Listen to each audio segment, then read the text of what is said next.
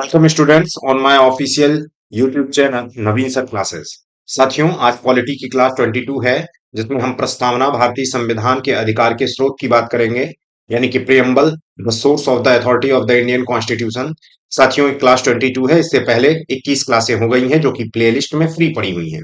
साथियों, यदि आपको प्लेलिस्ट की जरूरत, मतलब एक तरीके से यदि आपको पीडीएफ की जरूरत हो, तो आप इस नंबर पर व्हाट्सएप करके पूरा का पूरा पीडीएफ बाइलिंगुअल मंगा सकते हैं। ये हिंदी और इंग्लिश दोनों माध्यम में है। तो चलिए साथियों, समय को वेस्ट ना करते हुए हम लोग आगे बढ़ते हैं। आप जानते हैं, ये दो किताबें हम लोग फॉलो कर रहे हैं। हमारा संविधान एक परिचय हिंदी माध्यम में फॉलो कर रहे हैं, Indian polity for the civil services and other state examinations. ये 6th रिवाइज्ड एडिशन है। हालांकि जो भी इसमें चीजें और जो चीजें रिवाइज्ड होंगी, उसको मैं मतलब जो चीजें और नई बनेंगी, जो इस समय बन रही है नया, ये फिर जो आगे के समय में इसमें नई चीजें, करंट की चीजें जोड़ी जाएंगी, उसको तो हम लोग चर्चा करते ही रहेंगे बीच बीच में। तो साथियों, ये इंडियन पॉलिटी एम लक्ष्मीकांत की बुक को हम लोग फॉलो कर रहे हैं। ठीक है, हमारा संविधान एक परिचय हिंदी माध्यम में फॉलो कर रहे हैं। तो साथियों, हम लोगों ने पिछली क्लास में प्रस्तावना के बारे में देखा था, the constitution of the India, यानी कि प्रियम्बल के बारे में, भारत का संविधान उद्देशिका के बारे में हम लोग देखे थे कि उद्देशिका में क्या क्या चीजें बताई गई थी। एक बार हम लोग उस चीज को फिर से देख लेते हैं। जैसे प्रस्तावना की संकल्पना यूएसए से लिया गया है, the concept of the introduction, या प्रियम्बल कर लेना, प्रियम्बल। ठीक है, प्रियम्बल। तो एक तरीके से जो प्रियम्बल है साथियों, ये प्रियम्बल, प्रियम्बल में यूएसए से लिया गया है। प्रस्तावना की भाषा गठन शैली, यानी कि लैंग्वेज फॉर्मेशन, ऑस्ट्रेलिया से लिया गया है। प्रस्तावना में निम्नलिखित चीजें बताती है। The preamble states the following things. अब यहाँ पर आप देख सकते हैं, शासन की शक्ति के स्रोत किसमें है? जनता। और आज इसी पर ही हम लोग, इसी मुद्दे पर ही बात करेंगे कि शासन की जो शक्ति का स्रोत है, आखिर जनता के पास क्यों है। मैंने आपसे कहा था, ये सारी चीजें मैं हम लोग एक बार देख लेते हैं, फिर इसको थोड़ा सा डिस्क्राइब मैनर में हम लोग पढ़ेंगे। तो वो आज पहली क्लास है जो कि डिस्क्राइब मैनर में हम लोग पढ़ रहे हैं प्रस्तावना को, जिसमें हम लोग आज देखेंगे source of the power of the government is people कैसे है, इसकी बात हम लोग करेंगे। शासन के स्वरूप पर बात की गई थी, फॉर्म ऑफ द गवर्नेंस पर बात की गई थी। जैसे संपूर्ण प्रभुत्व संपन्न समाजवादी पंथ निरपेक्ष लोकतांत्रिक गणराज्य बोला जाता है, यानी कि total sovereign socialist secular democracy and democratic Republic की बात जब की जाती है संविधान के। तो ये सारी क्लासें हम लोग, जैसे भाई आज हमारा जो संविधान बता रहा है कि शासन की शक्ति का स्रोत जनता है, तो ये कैसे है, इस पर आज हम लोग बात करने वाले हैं। आज हम इस मुद्दे पर ही केवल बात करेंगे, ठीक है ना। बाकी जो ये चीजें हैं, शासन का स्वरूप, संपूर्ण प्रभुत्व संपन्न, ये अभी अगली क्लास में बात करेंगे। फिर समाजवादी का क्या मतलब है? भारत का जो समाजवाद है, स्पेशल सोशलिज्म पाया जाता है इंडिया में। समाजवादी मतलब एक विशिष्ट समाजवाद भारत में पाया जाता है, उसका क्या मतलब होता है हम लोग देखेंगे। फिर पंथ निरपेक्ष लोकतंत्रात्मक गणराज्य का मतलब क्या होता है, एक एक चीजें हम लोग सीखेंगे, ठीक है ना। फिर 3 प्रकार के न्याय कौन से बताए गए हैं, उसकी बात हम लोग करेंगे। ये अलग अलग चैप्टर्स में हम लोग डिस्कस करेंगे, ठीक है ना। तो चलिए साथियों, बात में हमने आपको बताया था संविधान के अधिनियमित होने, मतलब संविधान में क्या क्या चीजें हैं, ये हम लोगों ने पिछली क्लास में बात किया था।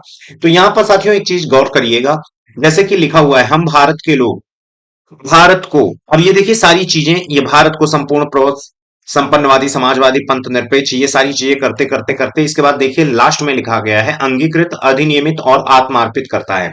यानी कि भारत का जो संविधान है भारतीय लोगों के द्वारा ही बना है, समझ रहे हैं। और वही लोग क्या कर रहे हैं? अंगीकृत कर रहे हैं, लागू करवा रहे हैं, और क्या कर रहे हैं? अपने ऊपर, मतलब एक तरीके से अंगीकृत का मतलब एक्सेप्ट कर रहे हैं। बनाए भी वही हैं, अंगीकृत भी कर रहे हैं, अपने मतलब एक तरीके से स्वीकार कर रहे हैं, अडॉप्ट कर रहे हैं, अधिनियमित पूरे देश में लागू भी कर रहे हैं, समझ रहे हैं। और अपने ऊपर किस तरह से लागू किया जाएगा, इसकी बात करते हैं आत्मार्पित, जिसका मतलब है, देखिए, we the people of the India, यहां लिखा हुआ है we the people of the India having solemnly resolved the constitution India into a sovereign socialistic, ये पूरी बात करते हुए यहां पर लिख दिया गया है, hereby adopt enact and give to ourself, अपने ऊपर लागू करना, दिस कॉन्स्टिट्यूशन, मतलब गिव टू ओवर सेल्फ, यानी कि अपने आप को समर्पित करना। ये इस जैसे होता नहीं है, हमने ही टाइम टेबल बनाया, समझ रहे हैं कि नहीं, और उसको स्वीकार कर लिया। हम अपने टाइम टेबल बना के स्वीकार कर रहे हैं, अडॉप्ट कर रहे हैं। और कब से लागू करना है ये हम ही तय कर रहे हैं। समझ रहे हैं कि नहीं? और अपने ऊपर इस कैसे हम फॉलो करते रहेंगे, एक स्वीकार तो कर ही लिए हम इसी को फॉलो करेंगे। और आत्मार्पित करना का मतलब उस पर चलना। समझ रहे हैं कि उस पर हम चलेंगे। तो ये कौन कह रहे हैं? हम भारत के लोग।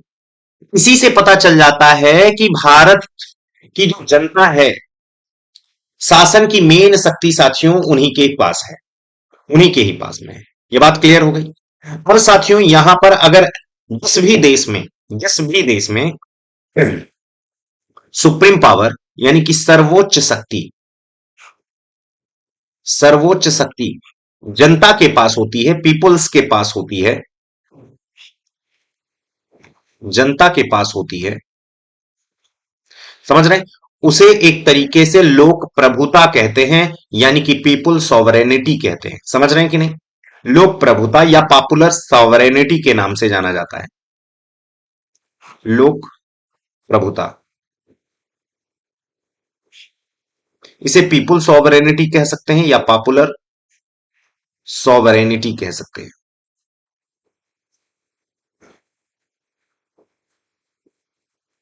सॉवरेनिटी, पॉपुलर सॉवरेनिटी, लोक प्रभुता, ये किसका विचार है? रूसो का विचार है। तो कभी आपसे पूछा जाए रूसो का जो थॉट है या रूसो का जो विचार है, पॉपुलर सॉवरेनिटी का मतलब क्या है? रूसो का जो विचार है पॉपुलर सॉवरेनिटी या लोक प्रभुता, इसका क्या मतलब है? सर्वोच्च शक्ति उस पूरे देश में किसके पास है? तो जनता के पास है। यह बात समझ में आ रहा है? सर्वोच्च शक्ति किसके पास है साथियों? जनता के पास है। यहां पर एक बहुत ही इंपॉर्टेंट चीज हमें समझना है। कुछ बहुत से लोग एक तरीके से क्रिटिसिज्म किए हैं, आलोचना किए हैं। क्या किए हैं? आलोचना किए हैं, क्रिटिसिज्म किए हैं। क्रिटिसाइज किए हैं। क्या क्रिटिसाइज किए हैं? जैसे दो लोगों का विशेष नाम मिलता है साथियों, लॉर्ड विस्काउंट। अब पीछे हमने इसके बारे में बात भी किया था। विस्काउंट, लॉर्ड विस्काउंट। और दूसरा है विस्टन चर्चिल साहब, विस्टन चर्चिल। तो ये दोनों लोग क्या कह रहे हैं?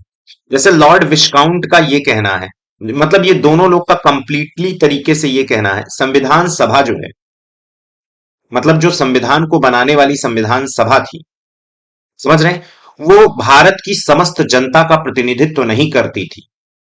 इसीलिए हम कह सकते हैं जो सर्वोच्च शक्ति है वो जनता के पास कैसे है। इसमें वी द पीपुल कैसे हो गया, मतलब अभी हम समझाते हैं। जैसे लॉर्ड विस्काउंट विस्टन चर्चिल का यह कहना है कि संविधान बनाने वाली, संविधान निर्माण करने वाली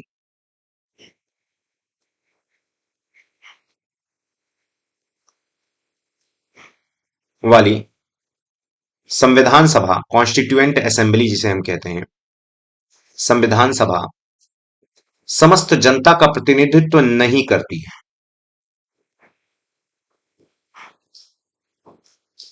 प्रतिनिधित्व का मतलब समझते हैं? रिप्रेजेंटेशन।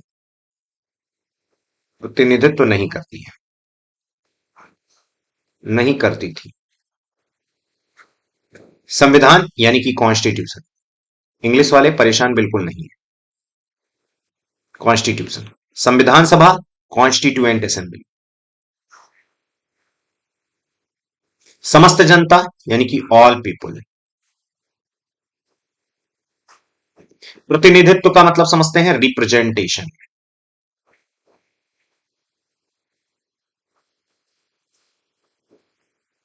यानी कि जो कॉन्स्टिट्यूशन है उसको निर्माण करने वाली जो संविधान सभा, अभी हम पिछली क्लास में कॉन्स्टिट्यूएंट असेंबली के बारे में विस्तार से चर्चा किया है, वो पूरी ऑल पीपुल ऑफ इंडिया यानी कि समस्त जनता का प्रतिनिधित्व ही नहीं करती थी। यानी कि जो संविधान बना है वो समस्त जनता का, मतलब जैसे कह रही है ना, हम भारत के लोग संविधान बना रहे हैं, उसको अपने ऊपर समर्पित कर रहे हैं। मतलब हम भारत के लोग संविधान बना भी रहे हैं, उसे अडॉप्ट कर रहे हैं, उसे लागू करवा रहे हैं और अपने ऊपर समर्पित कर रहे हैं। भाई तो बात यह है, जो संविधान बन रहा है वो जनता थोड़ी बना रही है, वो तो मात्र 10% लोग ही बना रहे हैं, ऐसा लॉर्ड विस्काउंट विस्टन चर्चिल कहते हैं। जैसे लॉर्ड विस्काउंट कह रहा था कि ये तो हिंदू, जो ये संविधान सभा है ये तो हिंदुओं की सभा है, केवल इसमें हिंदू, केवल एक ही धर्म के लोग हैं इसमें। विस्टन चर्चिल कहता है कि इसमें केवल एक कम्युनिटी है, कांग्रेस, बाकी और नहीं है। तो लॉर्ड विस्काउंट विस्टन चर्चिल का क्या कहना है, अभी इनका पक्ष समझिए। इनका यह पक्ष कहना है, जो आप कहते हो कि भारत में लोक प्रभुता है, लोक प्रभुता के मतलब है कि जो संविधान है भारतीय लोगों के द्वारा बनाया गया है, लागू किया गया है, आत्मार्पित किया गया है, मतलब इनैक्ट किया गया है, अडॉप्ट किया गया है, अपने ऊपर उसको क्या किया गया है, एक्शन में लाया गया है। ये गलत है, इनका ये कहना है। ये क्रिटिसिज्म है, एक तरीके से क्रिटिसाइज कर रहे हैं लॉर्ड विस्काउंट विस्टन चर्चिल। ये बात समझ रहे हैं। वही केसी वेयर, केसी वेयर केसी वेयर का ये कहना है, भारत में लोक प्रभुता एक भ्रम है, एक इल्यूजन है। समझ रहे हैं क्या मतलब? एक मिनट, पता नहीं आंख में क्या चला गया। यानी कि sovereignty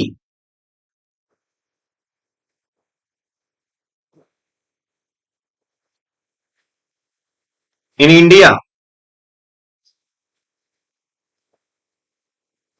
is an illusion. Sovereignty in India is an illusion. Bharat में संप्रभुता एक भ्रम है। मैं हिंदी में भी लिख दे रहा हूं, भारत में संप्रभुता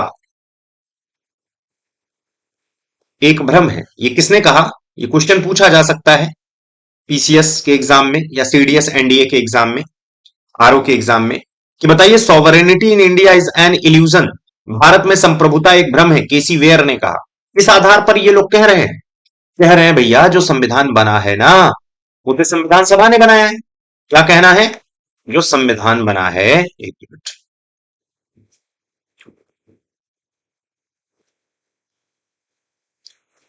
जो भैया कॉन्स्टिट्यूशन बना है, इसे कॉन्स्टिट्यूएंट असेंबली ने बनाया है। इसे किसने बनाया है? कॉन्स्टिट्यूएंट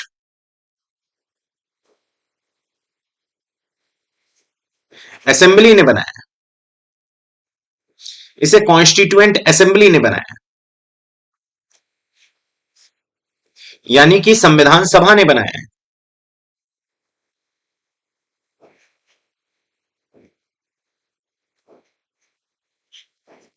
और ये जो संविधान सभा थी वो कैसे बनी थी? संविधान सभा कैसे बनी थी भाई? जाहिर सी बात है, विधान मंडलों के सदस्यों के द्वारा। उस समय के प्रांतों में जो विधान मंडल थे, विधान मंडल के सदस्य के द्वारा, सदस्य के चुनाव द्वारा हुआ था, इनका चुनाव हुआ था। विधान मंडल के जो सदस्य हैं इनके द्वारा, और देसी रियासतों के मनोनीत सदस्यों द्वारा। ये हमने पहले ही बता दिया था। प्रिंसली स्टेट, देसी रियासत से मनोनीत।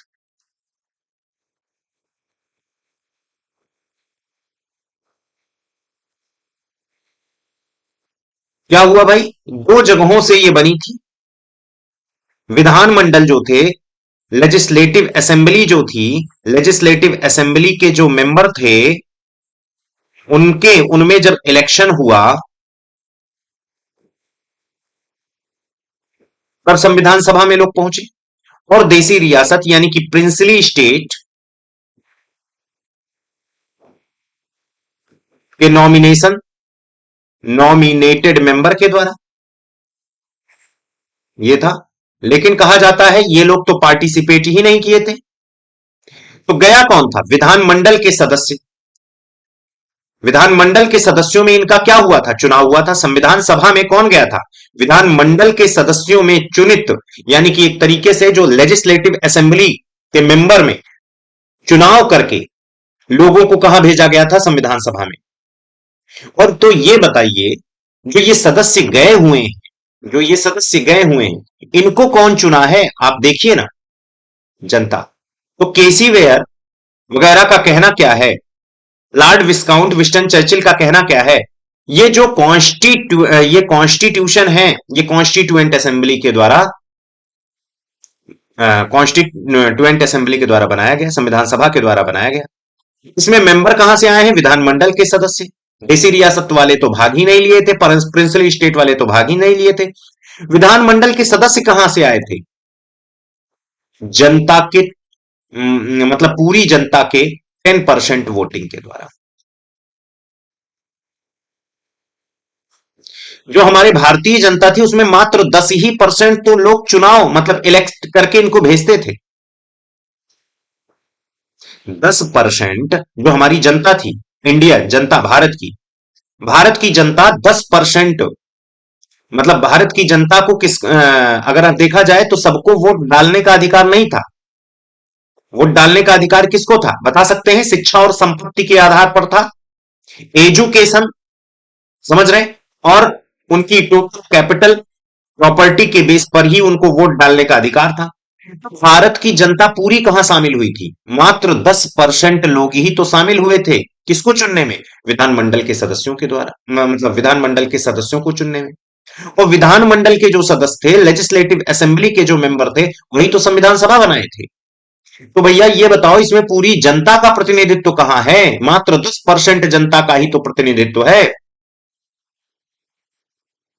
लॉर्ड विस्काउंट विस्टन चर्चिल और केसी वेयर का यही कहना है कि ये जो विधानमंडल के सदस्य हैं, यानी कि लेजिस्लेटिव असेंबली के जो मेंबर हैं, जिन्होंने कॉन्स्टिट्यूएंट असेंबली बनाई है, वो तो भारत की जनता के मात्र 10% वोटिंग से आए हैं।